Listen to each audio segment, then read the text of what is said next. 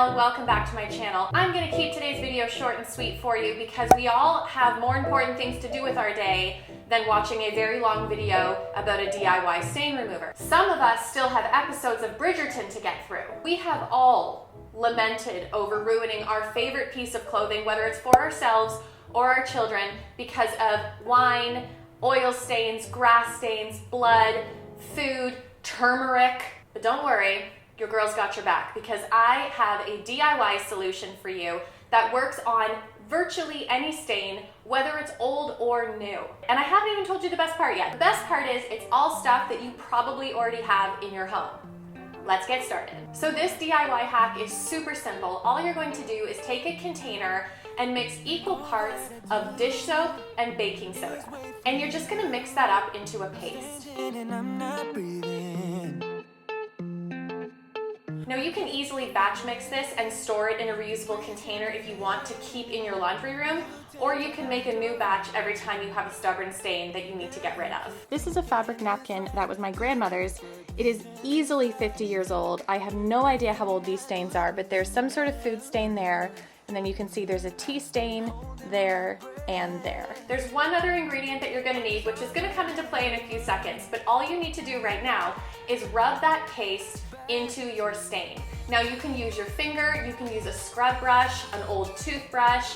They do make actual fabric brushes, whatever, you don't have to get fancy with it. But really work it into that stain and allow it to kind of emulsify into that stain. Then you're gonna hit it hard because you don't play around. You're gonna use hydrogen peroxide and spray it or pour a small amount over that stain, and you will start to see a bit of a chemical reaction happening. I don't need to get into the science of exactly what's going on because really, do you care or do you just want it to work? It's basically like an enzyme cleaner mixed with a solvent. There's a whole bunch of stuff going on. That's not the point. The point is it works. If it's a really old stain, I would suggest leaving it on for 5, maybe even up to 10 minutes. If it's a fairly new stain, giving it a good scrub for a minute or two is gonna do the trick. Next, you're going to want to give it a good rinse under cold water because you don't want too much dish soap in your washing machine. And then all you have to do is launder as usual and get on with your life. Back to